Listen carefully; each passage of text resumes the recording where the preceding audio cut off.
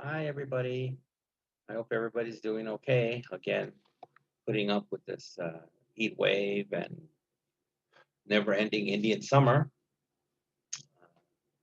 So this will be officially week 2, and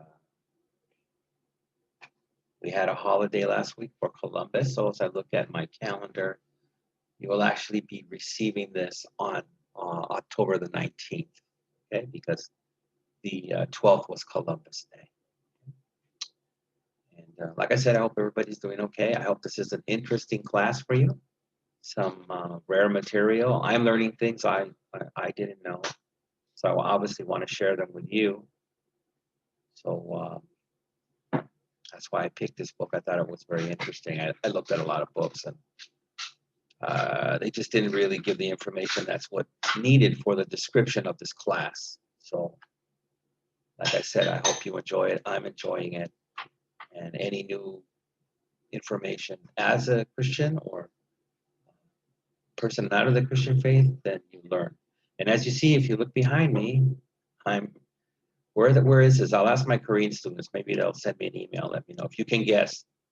I'll give you a free cookie. Okay.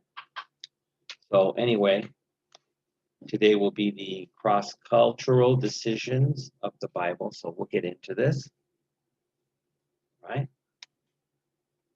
Okay. So here we go. Let me minimize my face so you can just hear the reading. You don't need to see that. Here we go.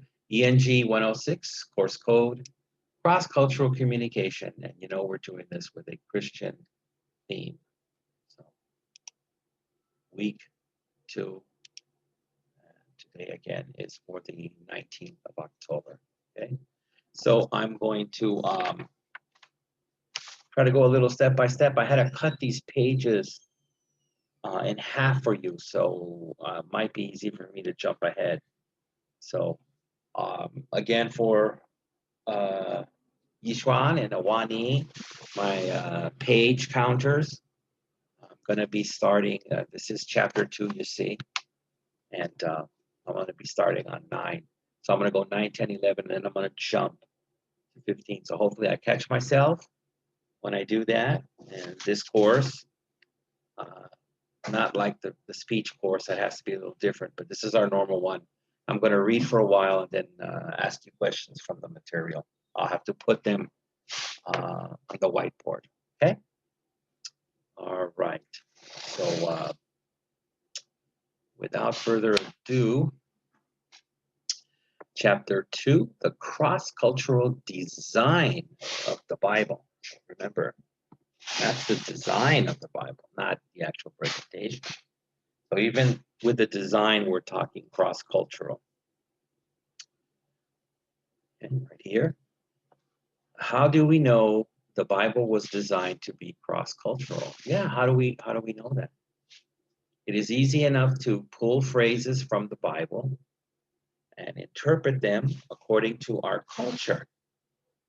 But this does a disservice. So a disservice is kind of something not good, not respectful to a person or a thing, in this case, the Bible. So it's disrespectful to the Bible if it were not intended to be used in that way. Another way of phrasing this question is, how do we know that the Bible was designed to speak not only to ancient Hebrews and first century Greeks, which most people, many Americans, they think that, well, that's all they spoke to, those people. They didn't speak to Chinese people or Mexican people, but also to those who came after them as well. Let us look at the evidence that proves that the Bible was meant for more than the ancient cultures. Okay, got me interested. Okay, so we have a worldwide outlook, okay, which is pretty cool. From the time its first books were written, The Bible has displayed a worldwide outlook. The early chapters of Genesis describe the origin, or the beginning of the universe, and God's creation of the first humans. God did not create one place on the earth or one particular group of people. From Adam and Eve came all the people and the cultures they created. This is the list of nations referred to in Genesis 10, which chronicles or catalogs the migration and expansion of the human population after Noah. So we all know Noah, right? He built the ark. One of the core scriptures in the Bible, or the Hebrew Bible, is Genesis 12, in which God promises to give Abraham land and heirs, which means offspring, to inherit that land. God concludes his covenant with Abraham. And a covenant is like a joining, by promising, in you all the families of the earth shall be blessed. That means everyone, not just early Greeks or people from the Hebrew nation. Even at this early stage, God had a global outlook, which he conveyed or translated or communicated to Abraham. From there, okay, that brings us to the end of our first page, 1E. That would be 9. So you know, when I get to the end of a page, I have to ask questions. Okay. So we go about doing that. So let me see. You go to the new share. Okay, the famous whiteboard. I have to get the pencil. It's so early in the quarter, especially since we had the holiday. I really don't know who's in my class, so I don't know if Temujin's here or Young Peel, my usual 2 pen stealers, pencil, or Ken. So we'll see. Okay. So I'm going to ask the first question.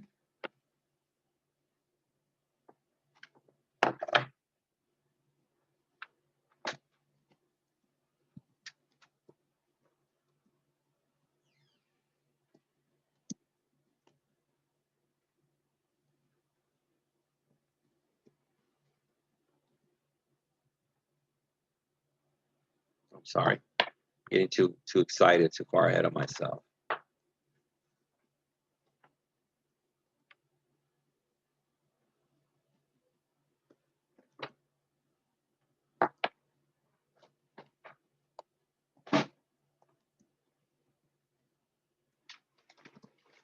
Okay, so there's my first one. The early chapters of Genesis describe what? Okay. Let me pull this out.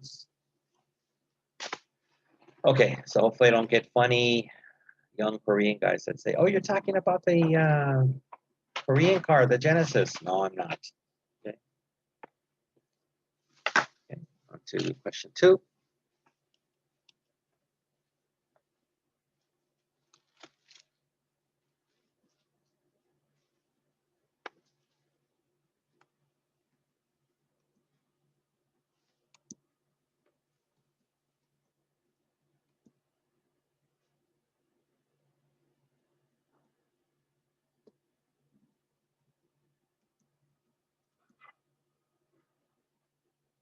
Let me get the spelling correct here.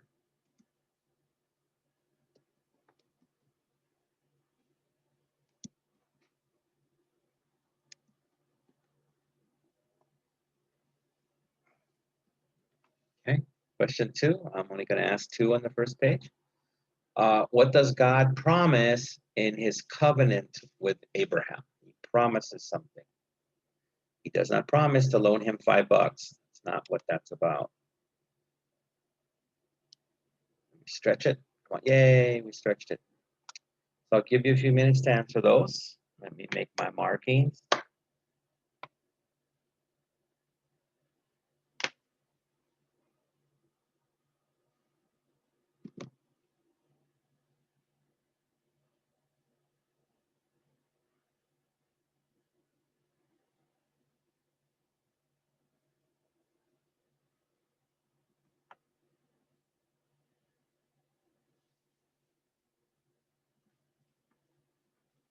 Like I said, hopefully everybody's doing well and fine.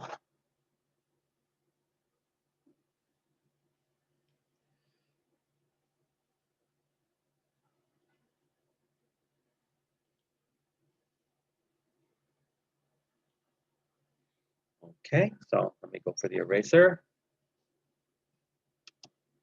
Okay, again, 1, the early chapters of Genesis describe what? 2, what does God promise in his covenant with Abraham?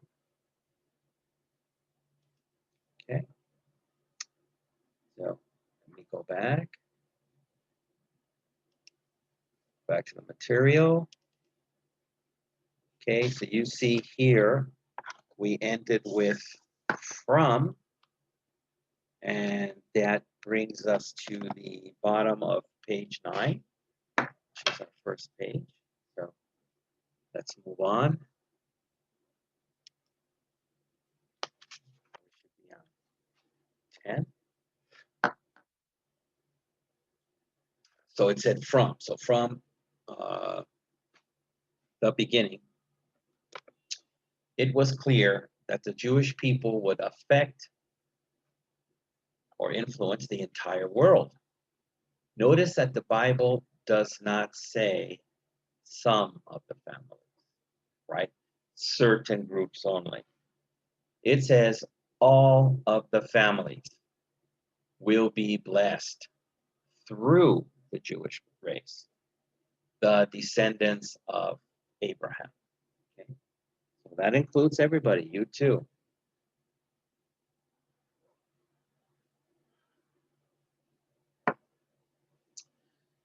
The next step for the Jewish people was to become the nation of Israel before they were not in the nation of Israel, or not formed it, which began to take shape or form during the time of Exodus when they left. That was called the Exodus.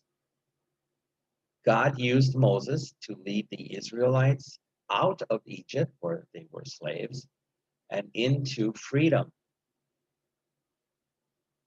While they were in the wilderness, waiting to enter the promised land, they developed civil laws and established a governing body of religious leaders and civil judges.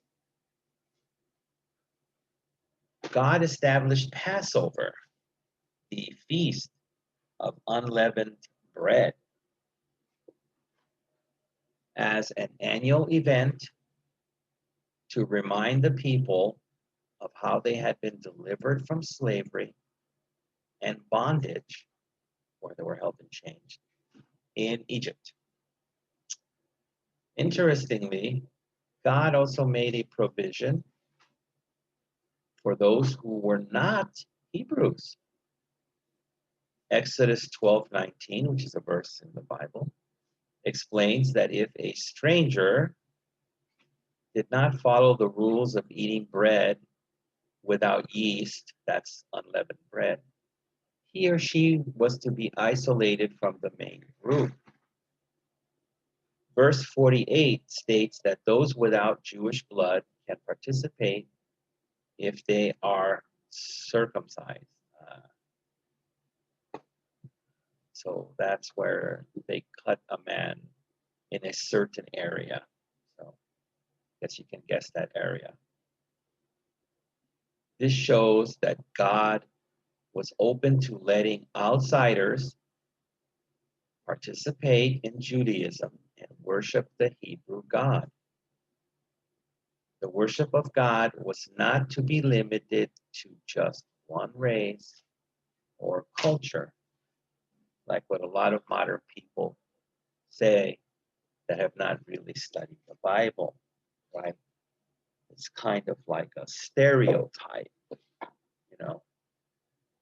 Um, and there's a lot of bad ones. A lot of American people think, for example, Japanese people eat sushi every day.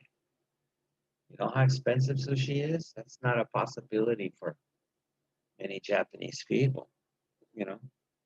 And then conversely, Japanese people think Americans eat McDonald's every day. And that's not the case. Maybe 3 times a week, but not every day. Okay?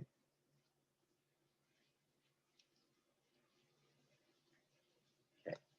In Jewish tradition, there were 2 kinds of people in the world, Jews and everyone else. They called them the Gentiles. Many Jews believed that God was Hebrew-centric, which means Jewish-centric only. That's the main concentration. In other words, God only cared about them, see? However, their prophets, people who can predict the future, tried to change that mindset. Isaiah wrote about the coming of a special servant of God who would bring justice to the Gentiles, 42:1, not important, and be a light to them, 42:6. Again, these are in the Bible. This servant was identified with the coming Christ, the future king of Israel, who would share God's message with the entire world, not just the Jews. You see, you've got to read your Bible critically to find this knowledge. Luke described some events that showed the good news of Jesus was something for all people to hear, understand, and believe. Luke was a historian who traveled with Paul, which gave him opportunities to speak to and interview the other apostles, possibly even Mary, the mother of Jesus. In his gospel, Luke relates the story of a man named Simeon who saw the Holy Family in the temple as they were offering the appropriate sacrifice for the birth of Jesus. Simeon declared that Jesus was a light to bring revelation to the Gentiles. Luke 2:32. Jesus would be the one to open the door and allow the Jews and Gentiles, everyone else, to reunite with God. Luke also wrote the book of Acts, and he relates the story of Paul and Barnabas in Antioch of Pisidia, Acts 13:44 through 48. Paul and Barnabas were speaking in the local synagogue. That's what they call a Jewish church, synagogue.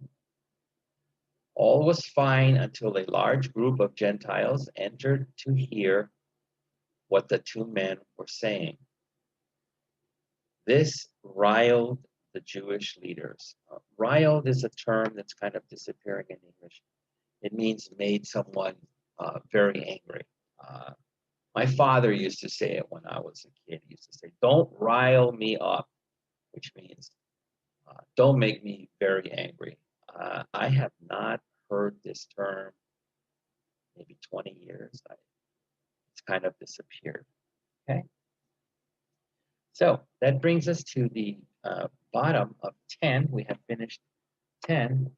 So it's question time next.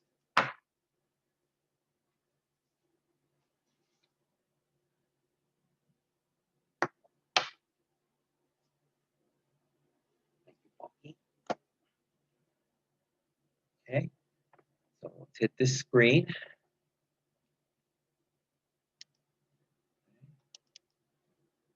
Right.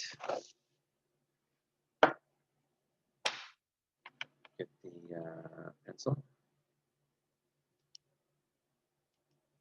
Hey, come on, word. Oh, not good. Okay, let me go here. Yay. That's a real scribbler there.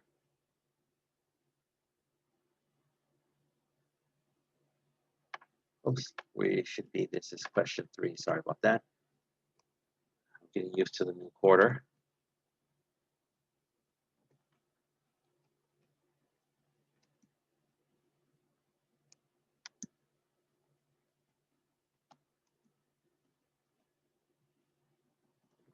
Okay, question 3.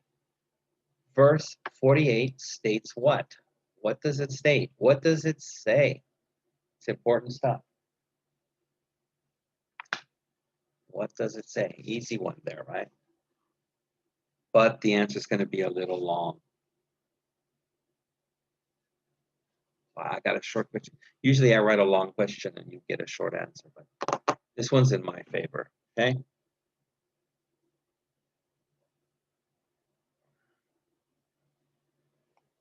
Okay. Here's the next one.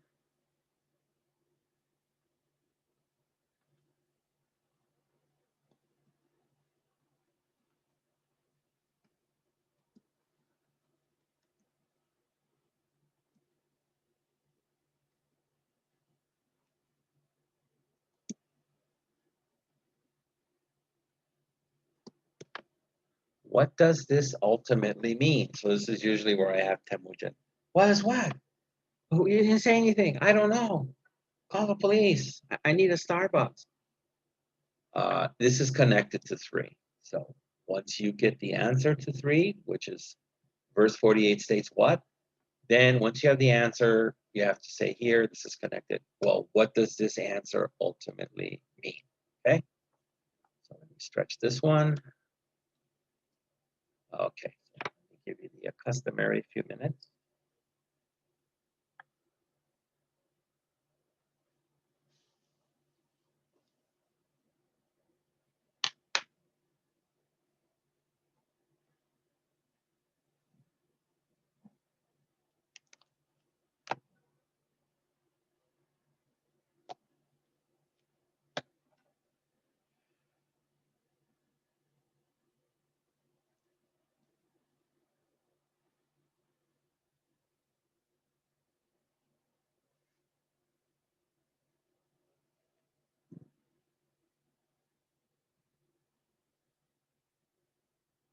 And I wonder which ladies have come back for this class. Pamela Tal, named after the Tal River in Mongolia.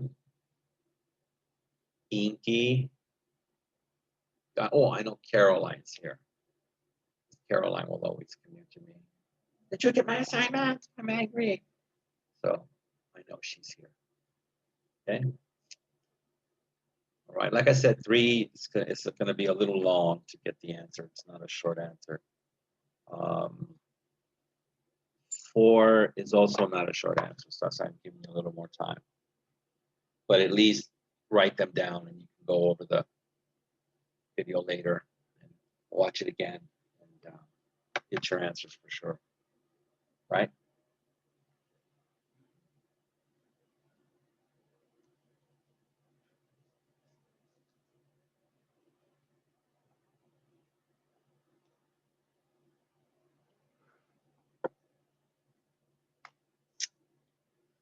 Okay, you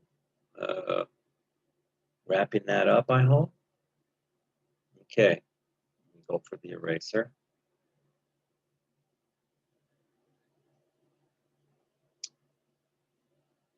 Oh, you saw eraser. All right, 3 verse 48 states what? So no funny stuff, no. Well, verse 48 states what verse 47 refused to state. No. 4, what does this ultimately mean? Again, once you get the answer to 3, you can answer 4. All right, let's go back to that delicious material. And you know it is. Okay, so we ended here at the bottom. This riled the Jewish leaders, which made them very angry. 1:8, this means we have finished 10. And the next page, we will be at the top of 11, which is the last page we will do consecutively before we do a little jump. So I got to be careful there. I do the jump to the next few pages. Okay? And they began to argue with Paul, who pointed to Isaiah 49:6, the passage in which God says the Jews have been given as a light to the Gentiles. So again, the Hebrew religion came before Christianity. So these other people, non-Jewish people, were looking for a religion, and God said that he will use the Jews as a light to the Gentiles to lead them to faith. The Jews were supposed to be the heralds of God's message to other nations. So that means the people who disperse it, who give it, who emulate it. And so again, look at here, other nations. So if anybody tells you, oh, well, the Bible and God, that was only for Jewish people. Not. Okay. But they were failing this mission when they interacted with Paul and the Gentiles in Antioch of Pisidia. So they were not doing too well on, as we say here, being the heralds of God's message. Not doing a good job there.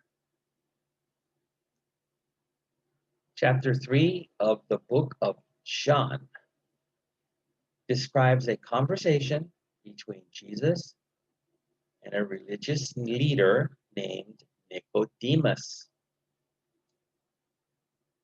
During that conversation, Jesus spoke some of the most famous words in the Bible. I wonder if anybody can guess what these words were. In John 3:16, he says, "For God so loved the world that he gave his only begotten Son, that whoever believes in him should not perish," perish means die, "but have everlasting life." And as you know, we're talking at least in a spiritual sense. Maybe later when God returns later, you can be reunited with your physical body. God loves the entire world. So don't forget this spot right here. Not just Israel, not just Jews, not just Gentiles who converted to the faith, but the entire world. The sacrifice of Jesus is for the entire world. Jesus did not say, "For God so loved Israel," right? Here we go, right here. What did he say? "For God so loved the world." He could have easily said Israel, but that wasn't the case. Or any other particular nation or group of people. This verse dramatically shows the global scope of God's love for humanity. Humanity, that means everybody. Even your neighbor who won't talk to you. It means for everybody. The Bible, the Word of God, is the communication of love to everyone, and therefore was made to be understood by all people and cultures. So you got that, Alex? Love, sada, right? You got to accept it. It's the communication. say it again. The communication of love to everyone, and therefore was made to be understood by all people and cultures. Jesus does not only have a global outlook in that verse. In Matthew 28:18 through 20, the resurrected, which means when God came back to life, right? I mean, Jesus came back to life. God resurrected him. He was killed on the cross by the Romans, and the next day he was brought back to life. So the resurrected Jesus commands his followers to make disciples of all the nations, right? Everybody, you and me. This mission was not just to the Jews, it was to everyone.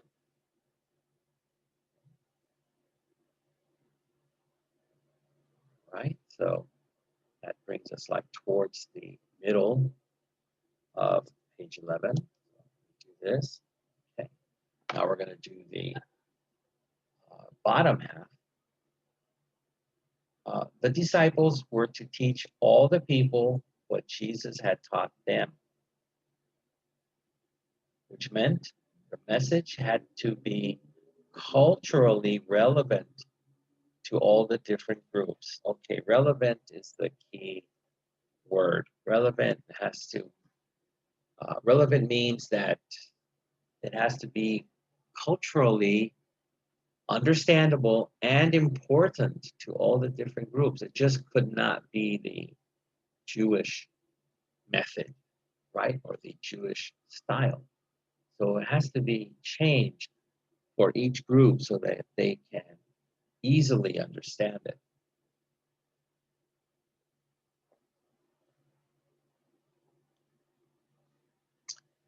Acts 1:8 solidifies. Solidifies is a scientific term. It means to make strong. You know, people will say things like, here. I always like to give you really wide examples so that they're easy to understand. This is confusing. You know, Acts 1:8 solidifies. What does that mean? You know, is that sour cream? No. Okay. So people use it like this.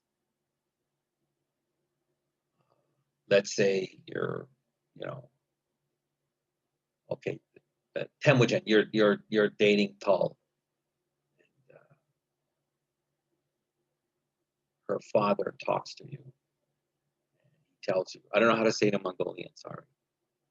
I'm gonna have to translate. But he tells you, okay, you've been good to Tal, but if you want to solidify your relationship or make the relationship really strong for Tal, my daughter, and me,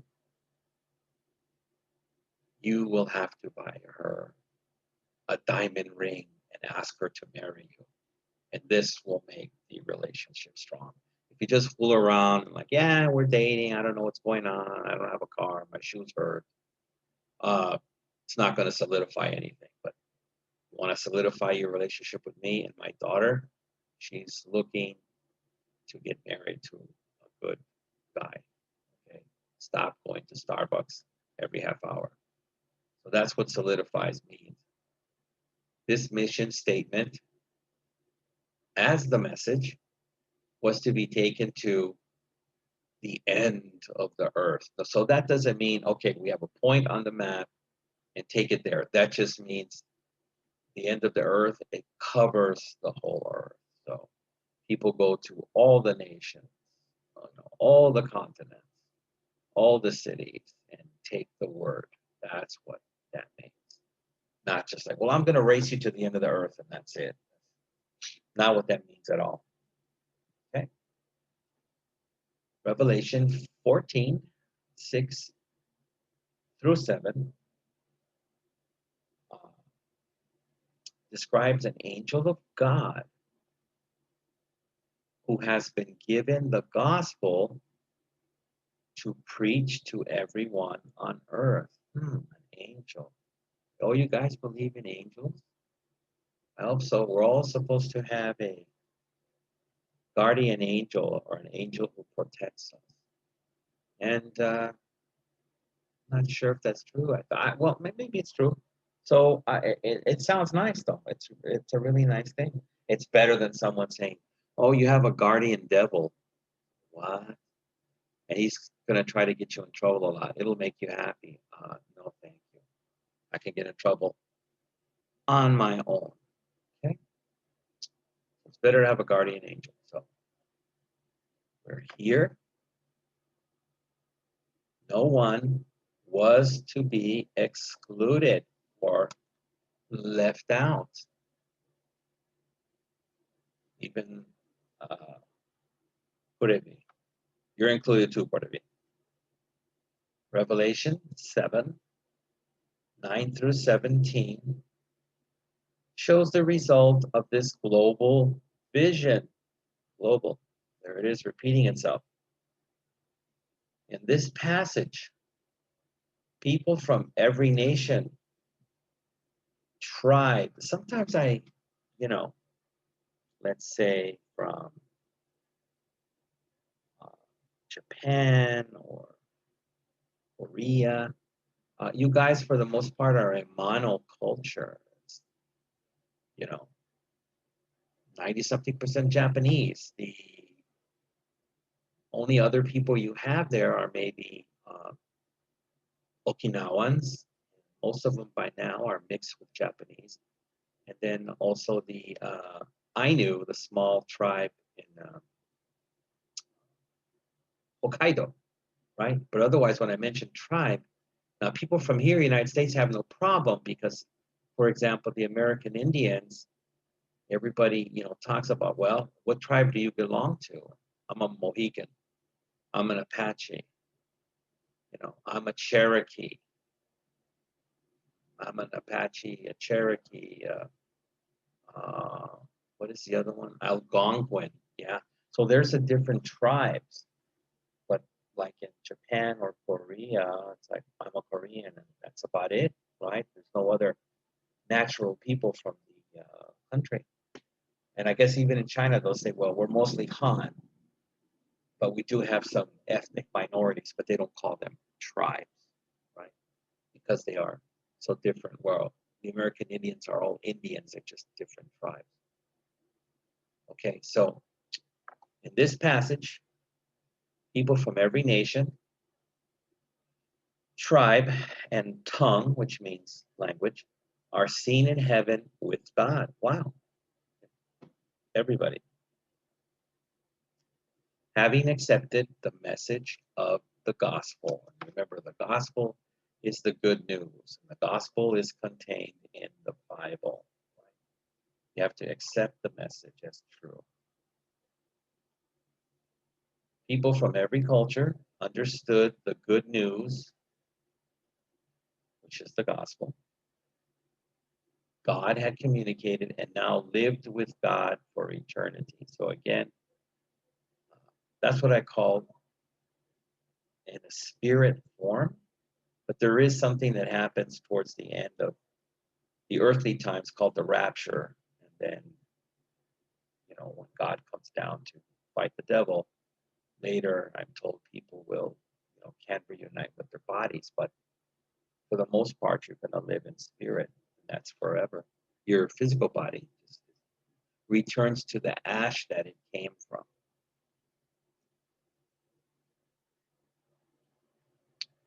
So I'm here now. As I look at the worldwide vision presented in the Bible, it strikes me that this book has to be from God. Now, why would you think he's going to say that? Right? Why is this book have to? What do you know? Can you even read a newspaper? What are you talking about? Right? This is why. The Jews considered outsiders unclean and unworthy. So that means not worthy of God's love. Interesting. I just had a girl a class I taught the other day, and she's from Aichi, Japan. And she said that a lot of, or most people in Aichi, it's not a big place, but they don't like outsiders, and they prefer just to deal with people from Aichi. So these things can be common, these types of feelings all over the world, right? Okay.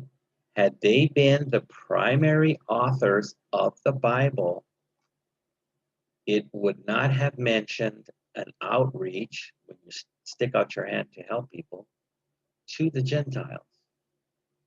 Okay, so this is what this means in here, all this gobbledygook right here, right?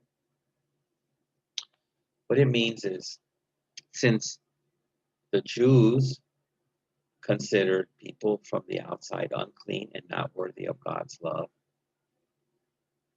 and if they had been the primary authors of the Bible, which they weren't, it would not have mentioned an outreach or a helping hand to the Gentiles. It would have just said, this is about us.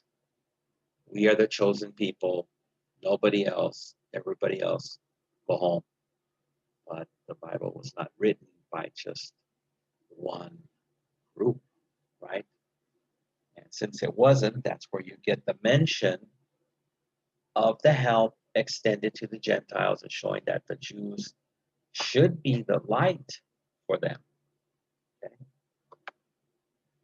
So continuing. For example, the story of Jonah is exceptional. That's where, remember, he spent time inside a whale, right? The whale swallowed his little boat. So the story of Jonah is exceptional. Not because of the giant fish. Actually, the whale's a mammal. It's okay. But because Jonah did not want to give God's message to the Gentiles in Nineveh, which is a city. So he did not want to give. So maybe God was going to leave him inside the whale, maybe, or possibly change his mind first. In fact, Jonah was upset because God did not destroy the people of Nineveh. Jonah, for one.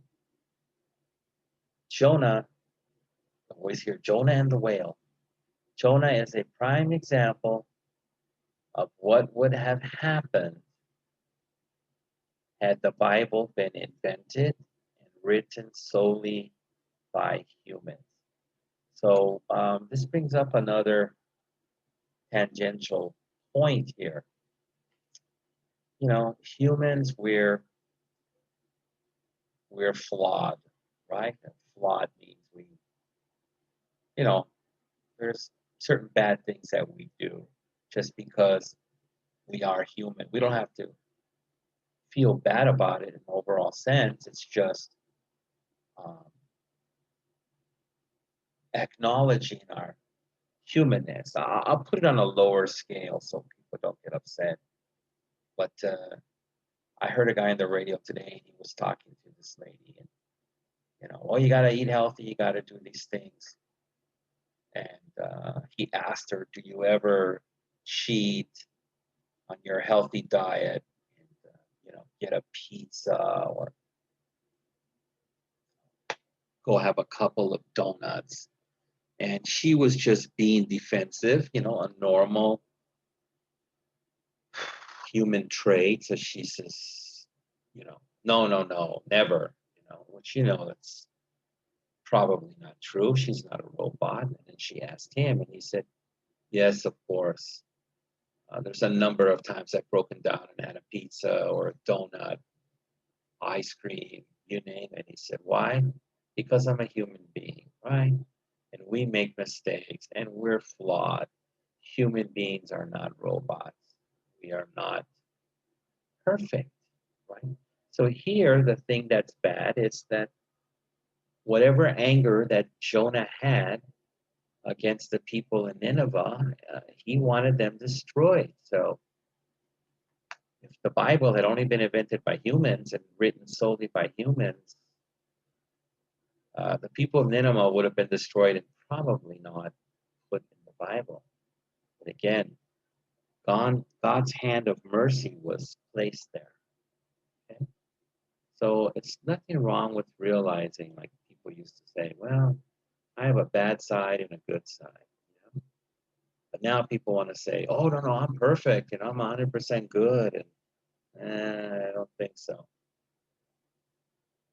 We all commit things and do things we're not proud of, right? That's why we can ask God for forgiveness. So anyway, that brings us to the bottom of 11. So this is before our jumpy pool. So I got to ask questions next. Where's that arrow? Okay.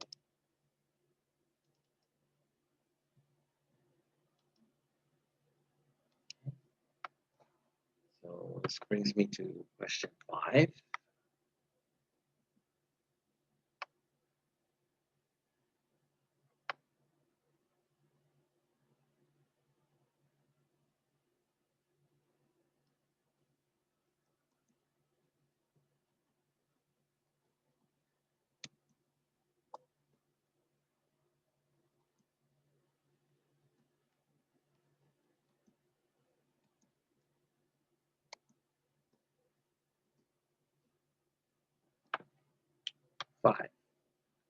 The sacrifice for Jesus is for whom?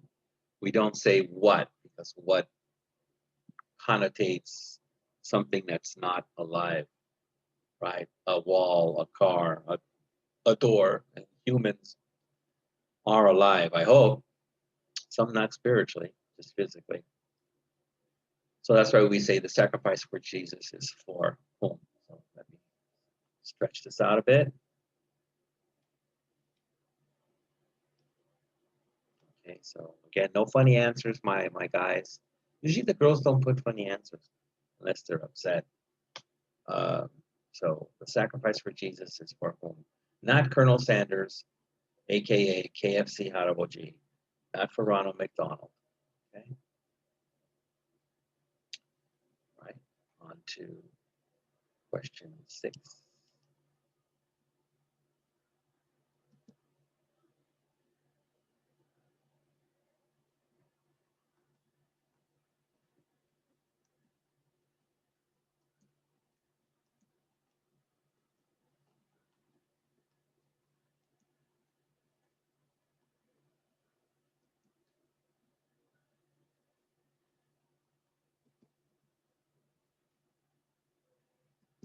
Okie dokie.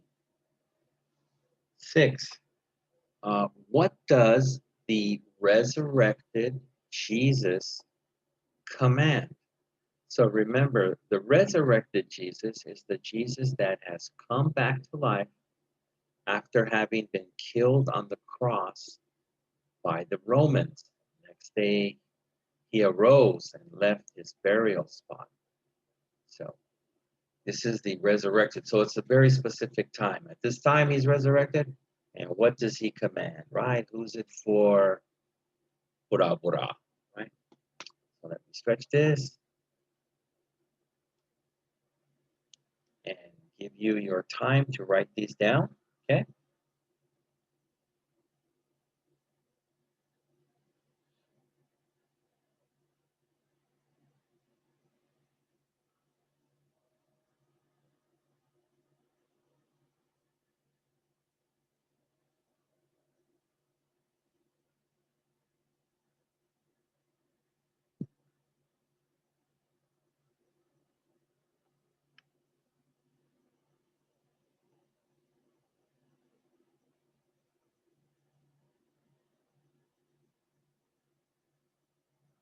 So Temujin, you must go out there and buy that diamond ring. Go to Zales. They've got good sales. I think Tull wants a 4 carat, something small, 4 carat.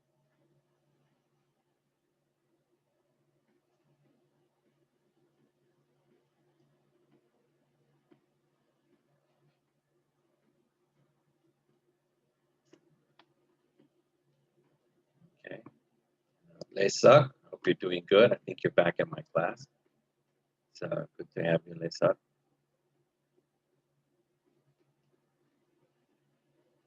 I don't know if I have Munktuya or Munkbayar. I don't know. Those ladies make trouble when they get together with Inky.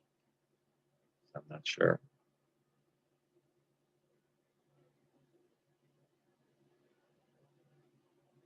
Okay. I think that's enough time. Let me get the eraser. So going back to 5. The sacrifice for Jesus is for whom? Maybe it's for you personally. So Caroline can just say, it's for me. Next question. Okay. 6. What does the resurrected Jesus command? Something pretty important. Something going along with the theme of this course. Right? Okay. All right. Back to the delicious material. So you see we ended here at the bottom, written solely by humans. That means we have finished page 11. And we're going to have to make our jump, big jump. Honeycomb's big. Yeah. Okay. 15. Okay, so that's for my 2 Taiwanese ladies who want to know exactly where we are on the pages. Okay, so I've got the book here. Let me proceed to 15, 12, 13, 14. So let me hit the PowerPoint here and see if I magically match up. Yay, right? It's going to be the depictions of the Messiah. Okay. Depictions can be of a written form, you know, or it can be of a artistic form, painting. Now we have the pictures, right? But there's different kinds of depictions, okay? And they can vary. That's the important thing we're going to talk about here. They can vary. Everyone can have a different view. It's just like if you talk to police and you go to a crime scene, and let's say you talk to 3 different people, you know, the interesting thing is 3 different people saw the same crime 3 different ways, right? It's very strange. But here you'll see that these are a good thing, right? Because again, we're emphasizing the cross-cultural approach of the Bible. Okay, so here we go. Depictions of the Messiah, that's another word for Jesus. He has returned to take care of the Jews and now the Gentiles. The preeminent, which is the number 1, the most important focal point of the Bible is the Messiah for the Hebrews or Jews, or the Christ, or Greek or Gentile. The interesting thing is that this person is seeing the Messiah in various ways by different writers. See, not seen the same way. Their descriptions are similar enough to make it clear that the same person is being described, but each writer has his own cultural lens. See, with a different culture, you're going to look at things differently and is writing in a way that is relevant or important to his society and readers, right? So I'll try to give an example here. Let's say, like, for example, a lot of foreign people will say that when Americans discuss things, they have a very strong, you know, expressive, they raise their voice a lot way of talking about their topic or getting their point of view across to people. Right? And maybe to some American people, I guess a lot of young people now, they think, yeah, I gotta yell and raise my voice and put my point of view across. But let's say I'll pick a different culture, but the Eskimo people, if they see that, they will think it is very rude. Don't think you need to raise your voice and yell. Seem like you're angry to get your point across. And maybe the Japanese are very similar, like the Eskimos, in thinking that too. What's the need to start yelling and raising your voice? Where an American person might say, I have to make sure I'm understood. There's no confusion. So people look at things through a different, as they say here, cultural lens. Okay. Lens is what you use like on your glasses or your camera. One of the more prominent names for this person is the servant. The first readers of the Bible would have been familiar with servants as they were part of their lives. As Willis Judson Beecher writes, the author of chapters 40 through 66 of Isaiah,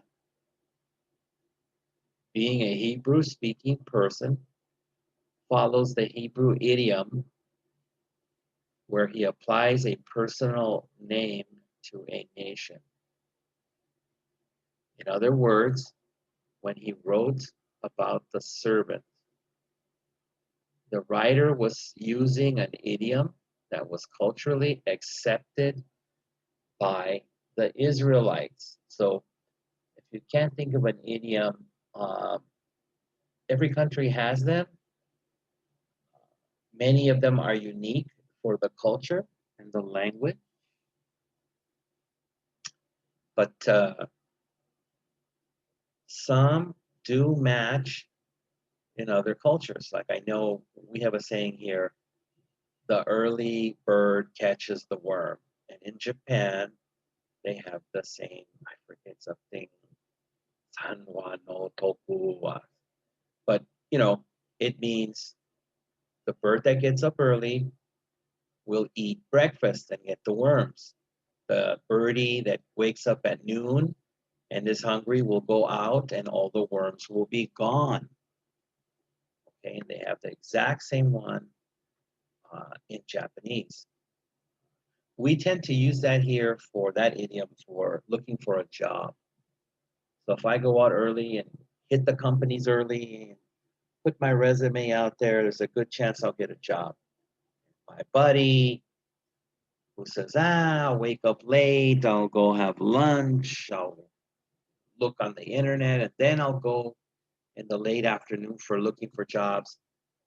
There probably won't be any jobs left at that time. He is not an early bird, he's a late bird. Okay, so those are the idioms. So each country has a certain idiom style. So in other words, again, I'm repeating, when he wrote about the servant, the writer was using an idiom that was culturally accepted by the Israelites. Many of the mentions of the servant in Isaiah are references to the nation of Israel. But there are writers of the New Testament pointed to the Old Testament passages regarding the servant and showed how they appropriately referred to Jesus. So again, where the term refers to an individual on a mission to Israel, and remember, Jesus is supposed to be the Messiah for the Jewish people. The writers of the New Testament The original Bible is called the Old Testament. So the writers of the New Testament pointed to the Old Testament passages regarding the servant, a name for Jesus, or you might say a nickname, and showed how they appropriately referred to Jesus. So, because people say, well, who are they talking about as a servant? I don't know. Is it your uncle? No, they're finding out it does mean Jesus. In other words, the writers of the New Testament did not ignore the culturally accepted idiom that equated or valued the same the Messiah with the servant. They embraced it. Okay, a little tricky here. So when it was shown that the Jewish people have a culturally accepted idiom about the servant, and that they said it referred to the Messiah with the servant, they didn't ignore it, or they didn't say it's not true, or we don't believe it. They embraced it, which means they accepted it wholeheartedly, right? Which is a smart thing to do. So again, we're in the middle of 15. Let's go to the bottom part.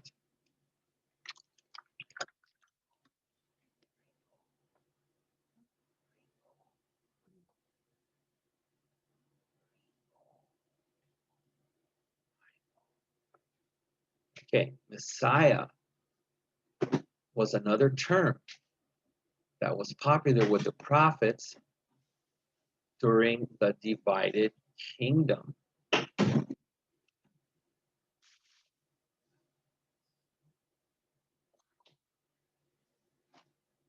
Messiah is transliterated from Hebrew,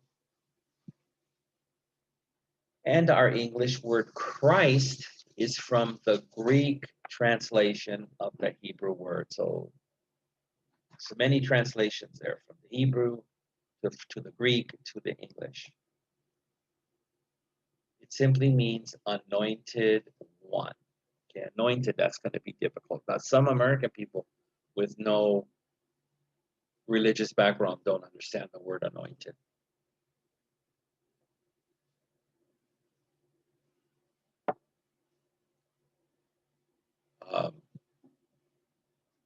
So what anointed means is touched by God. So Christ was obviously touched by God. So again, it simply means anointed one, Christ. And in historical writings, it was used to indicate or show an appointed king, or sometimes a priest or prophet. Some of the prophets used the term to refer to a future king, a descendant of David, who would rule the kingdom of Israel. After the captivity in Egypt, which means they were slaves, they spent that time as slaves, Israel was controlled by Persia, which is today Iran, then Greece, and finally Rome. During the Greek occupation, the people of Israel began equating or thinking the same way that the Messiah with a king who would come.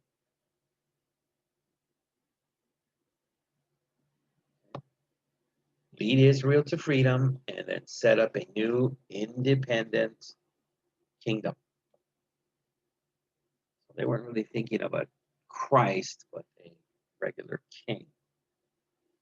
By the time of Jesus, Israel was under the rule of Rome. The Jews hated the Romans and wanted to live in a free nation as they had under King David. They focused on the passages of the Hebrew scriptures that describe the coming of a king like David, in the hope that this person would overthrow or actually means throw out the Romans and allow them, the Jews, to have their own nation and government again. The Messiah was a symbol of freedom and power for many generations of the Jews. That sounds like a good question for the midterm. What kind of symbol was the Messiah? And then you're supposed to say, of freedom and power for many generations of the Jews, right? Good stuff. Okay, so now for my Taiwanese ladies, I'm at the bottom of 15, which I finished, which means we have to go to writing questions and the whiteboard. Okay. Let me move this over.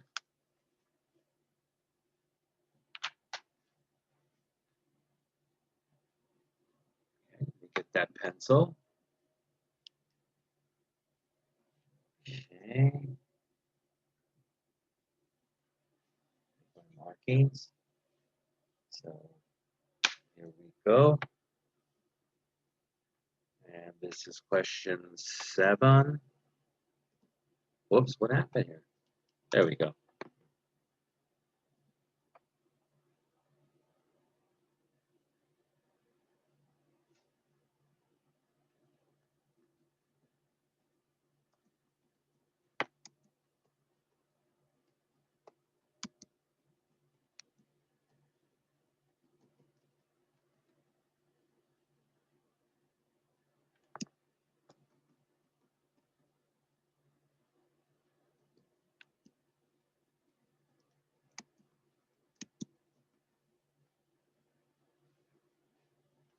Okay, so this is a list question. Name some countries that controlled Israel during that time. So there's a list of them. Don't just give me one. Like on the test, when I ask for more than one, it says countries, right? If you only give me one, you're not going to get the same amount of points. Oh, I stretch it out the whole way. Give me $1. That the person who puts 2 or 3. So do that. So that's a nice little list. So I'll give you some time there.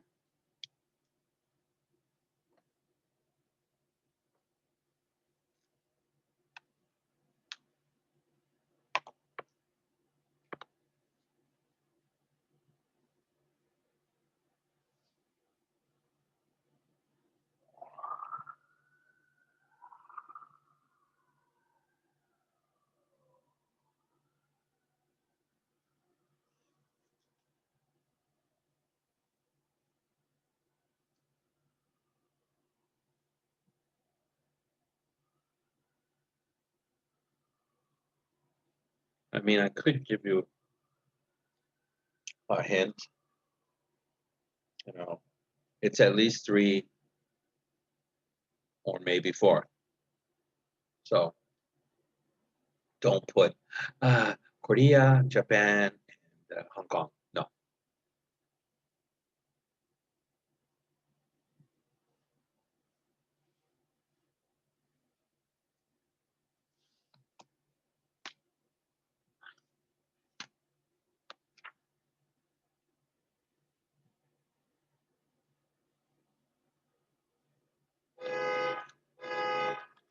Is that Pamela trying to steal that car again? Okay, let me go for the eraser.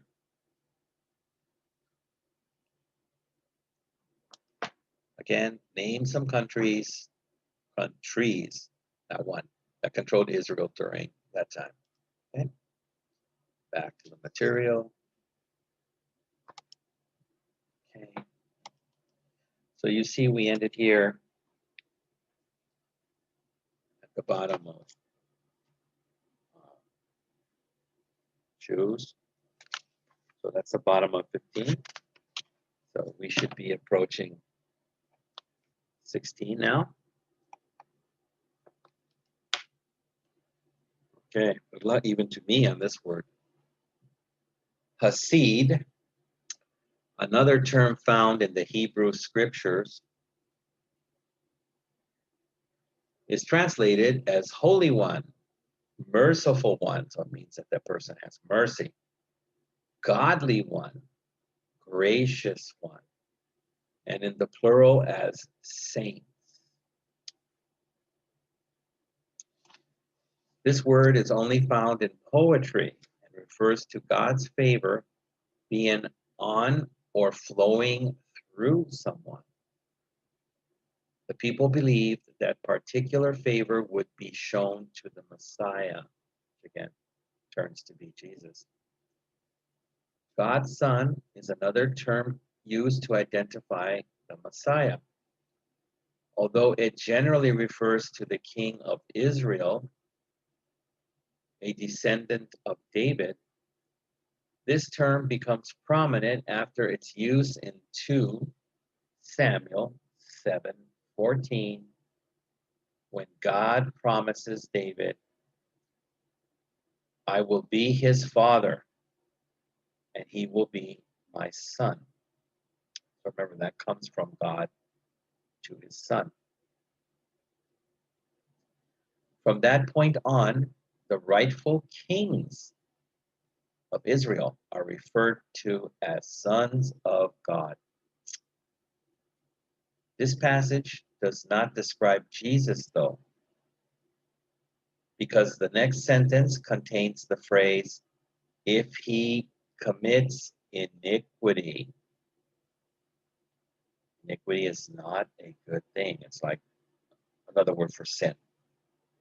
In the New Testament, Jesus is called the only begotten Son of God, John 3:16. This means that Jesus is the true heir of David for whom Israel had been waiting. Jesus is the only real Son of God and the King of Israel. David calls this future king Lord in Psalm 110:1.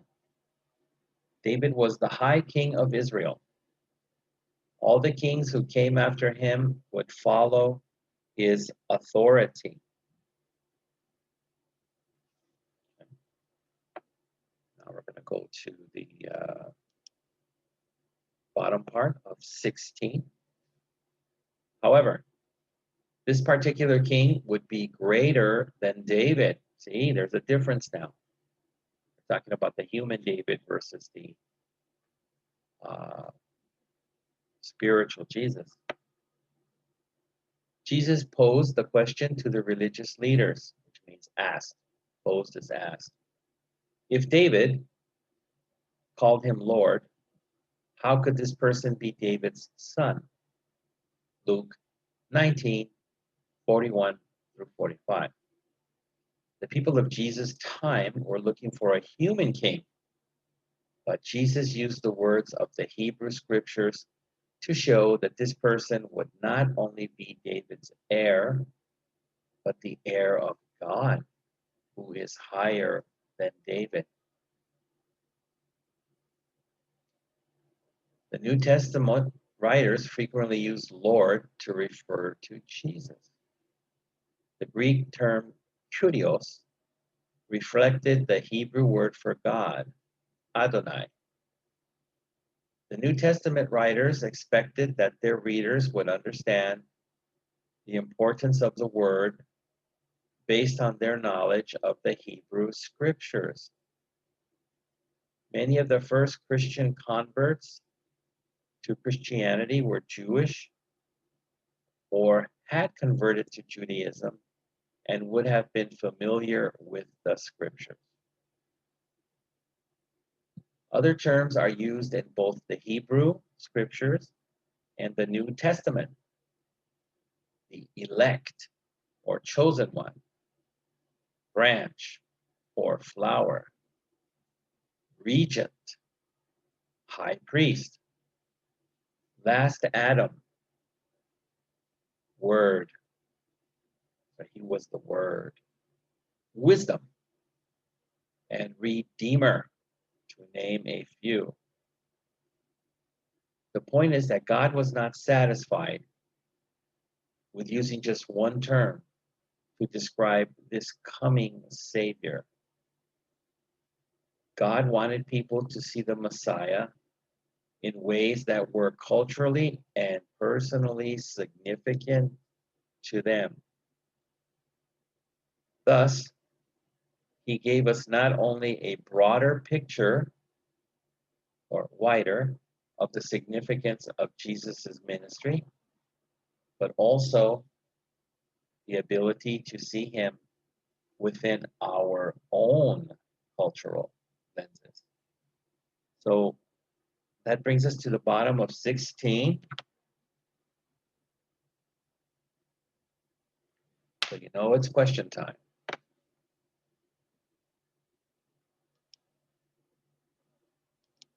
The old whiteboardy there.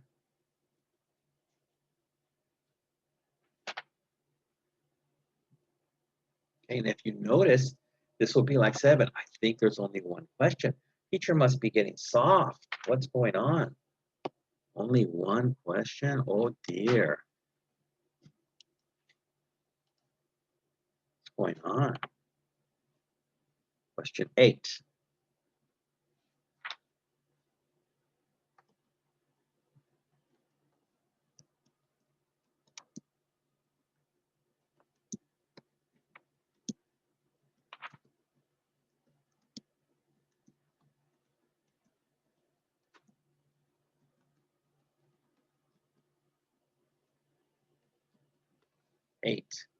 How did God want people to see the Messiah?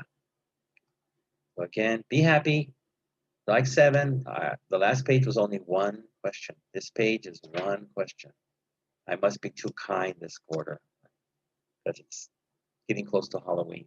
What can I do? So I'll give you a minute to answer that.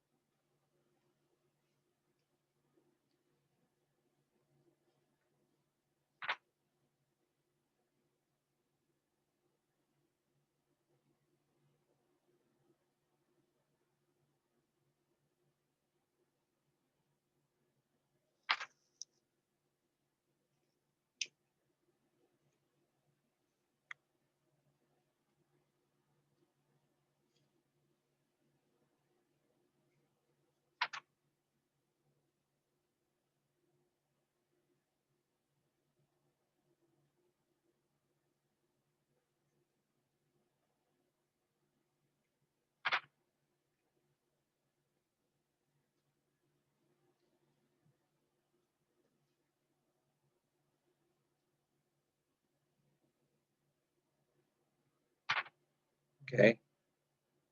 Think you got that? All right. Go for the eraser. Okay. Repeating 8. How did God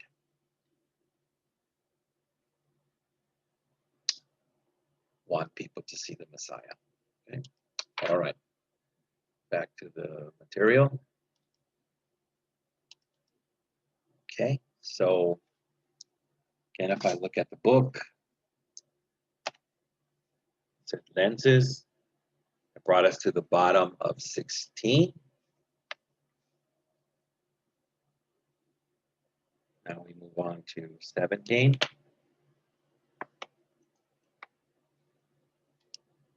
Okay. We're at the top of 17. Therefore, it is perfectly acceptable for someone from Latin America to identify with the crucified Christ. For a poor person to identify with the poor Jesus who walked the earth. For a person with disabilities to identify with the Jesus imperfect body, which had holes in it after the resurrection. Remember, they nailed you to the cross, so they put the nails through your wrists and ankles. Some believers see Jesus as representing wisdom. Justo Gonzalez refers to Jesus as the carpenter who was oppressed by the ruling class. Virgilio Elizondo identifies with the Jesus from Galilee, a rejected part of Israel that was constantly looked down on for its non-Jewish cities and its poor economic situation. Some African cultures consider Jesus to be the chief, the ancestor, or the healer. Each culture identifies with Jesus in ways that are legitimate to Jesus' ministry and his relationship to the group. The many terms within the Bible gives us the freedom to see Jesus in many ways and in a way that is relevant to us personally. Continuing, multiple authors and genres. As we've studied the composition of the Bible, we've found that various writers and genres were used to communicate God's message. The question is, did God do this intentionally? The answer is yes.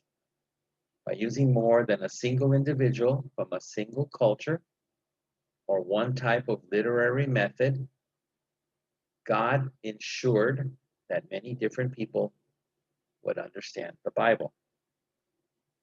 Okay. Now let's go for the bottom part of the page, bottom part of 17.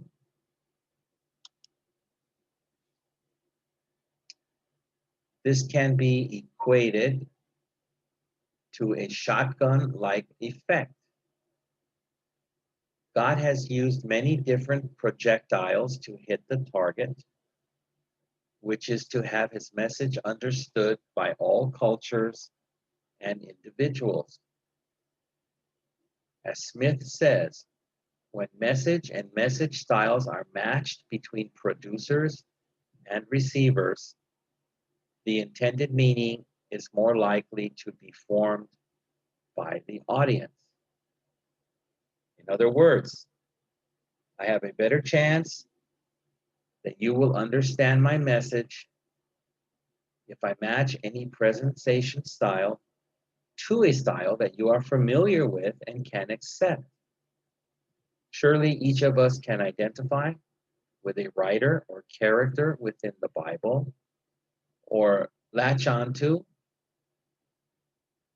a type of literature that we can understand. Again, we all come from different backgrounds. Janine Brown points out that genre choice has much to do with the determination of how an author communicates, for different genres communicate in distinct ways. In other words, an author makes a statement simply by choosing a certain genre to present his image. If the writer wants to stir emotion, poetry might be the best choice in some situations. At other times, a logical argument in the form of a letter might be more successful.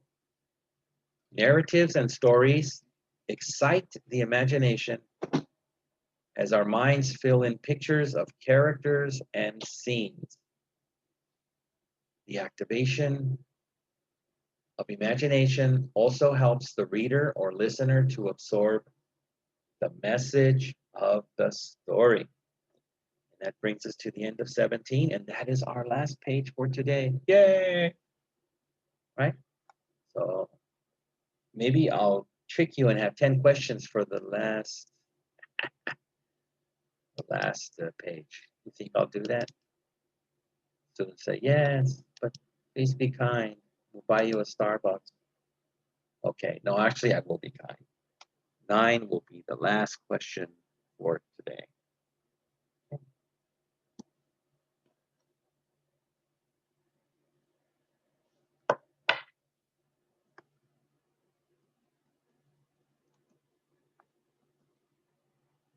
Oops, let me get my language here.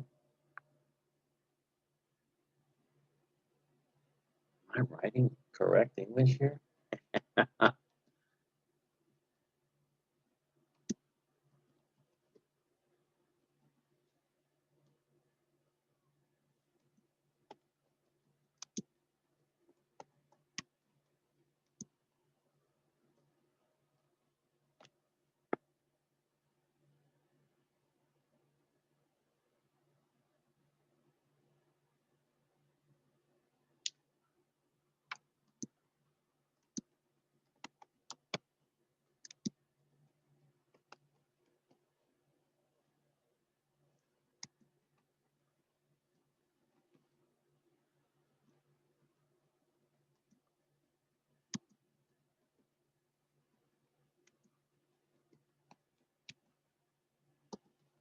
Okay, here we go. It's a big question. Answer is not as long. By using people from different cultures and different literary styles, writing styles, what did God ensure for all of us? Let me try to stretch this.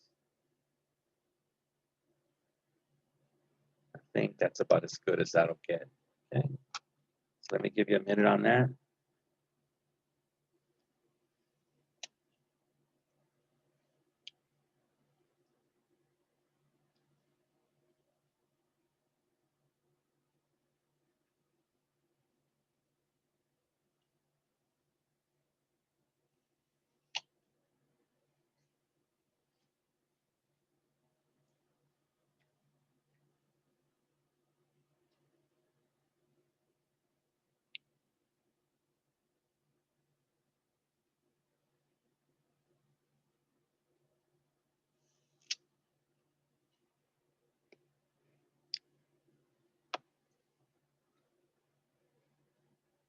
Okay, you got that one? Cool. So let me get the eraser. And repeating the last one for today. 9, by using people from different cultures and different literary styles, again, writing styles, what did God ensure for all of us? Okay, so that's erased. I'll return to there, and I'll hit here.